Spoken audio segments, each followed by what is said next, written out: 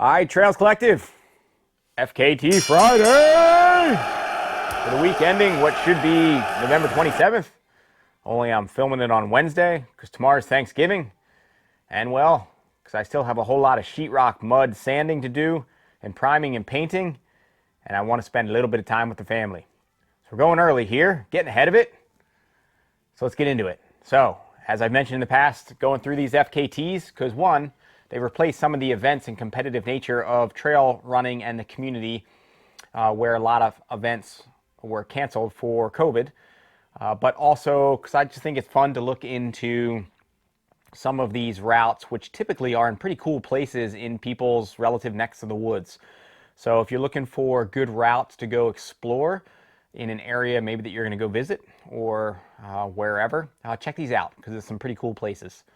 All right, Connecticut. Justin Kousky, 3 hours, 37 minutes for the Richard Goodwin Trail, a 13.5 mile point-to-point. He lowers Raphael Sarfati's time from October by 4 minutes. And looking into it, this is Justin's 31st FKT this year. I'd guess his average finish time is somewhere around probably 4 to 5 hours. So he's not been sticking to short or easy routes. So nice work continuing through these, Justin. It's pretty awesome. Fitness is pretty incredible right now. In Massachusetts, Steve Levandosky, 3 hours, 4 minutes for the Ware River Rail Trail, an opening mark for this flat 25.6 mile point-to-point rail trail. Cody Cutler, 17 hours, 42 minutes for the Midstate Trail, lowering his own mark from May by over 4 hours. I'm guessing that maybe that May effort was a scouting trip. All right, New York. Mitchell Vogel, Manhattan Loop in 3 hours, 41 minutes. He lowered the prior Male Unsupported mark from October by over 25 minutes. And beyond that, he also comes in 2 minutes under David Kilgore's self-supported mark from August of this year. So, knowing David and knowing his fitness is pretty legit, looking for a history on Mitchell, I'm coming up empty-handed on a quick search of marathon results or anything of note on UltraSignUp. So, who is this newcomer Mitchell? Somebody cue me in.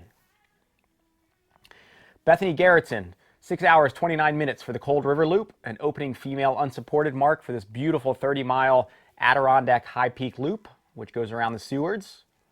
Lee Kyler, 8 hours, 12 minutes for the Jackrabbit Ski Trail, a 40-mile route between Paul Smiths and the Adirondacks to Keene. Tricia Ignatowski, 3 hours, 28 minutes for the Five Sisters Loop in Bear Mountain State Park, taking 13 minutes off of Kelly McDonald's opening mark from October. Kim Levinsky, so the time on FKTs.com right now, and a big thanks, as always, to fastestknowntimes.com, which is where I'm pulling all this information and plugging their images. She's listed as 9 minutes, 30 seconds for the Bear Mountain State Park 7 Summits. This is a 28-mile beautiful route covering 7,500 feet of gain and some technical terrain. So I'm guessing this must be an error in the timestamp and maybe should be 9 hours, or maybe the hours are missing. Kim, you might want to check that out. PA, Eric Shoemaker, 7 hours, 48 minutes for the Redbank Valley Trail. It's a 41-mile rail trail between Brookville and the Allegheny River, and this is an opening mark for this route. Virginia, Verena Shaughnessy, the 23-mile hill climb route of the Priest and the Three Ridges in 6 hours, 20 minutes, a time shaving over an hour off of Stephanie Dannenberg's time from earlier this month. Elevation gain is still less, though, than the Breakneck Point Trail Marathon, one of my races. So, Verena and Stephanie, knowing that you're into that kind of route and training, giving you the invite to come join us in May in Beacon, New York for the Breakneck Point Trail Marathon. And last one of the night, Rodrigo Velen, 6 hours, 6 minutes for the Washington and Old Dominion Trail, shaving 22 minutes off of Sean McDermott's prior unsupported male mark from September. So nice work, all of you getting out there and posting them. It's fun to check them out. For those of you who I'm missing, my apologies, and I know I'm missing some out there.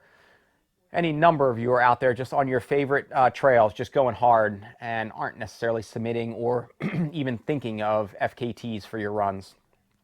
But there are some that are submitting them, and which, as I've mentioned in the past, there's definitely glitches in the fastestknowntimes.com website and whatever algorithms or whatever is happening where routes and marks seems to dance around as you sift through the pages. They appear, reappear, they duplicate on different pages. It's really weird. So if any of you that I missed, my apologies. And yeah, so that's going to wrap up FKT Friday and episodes for this week.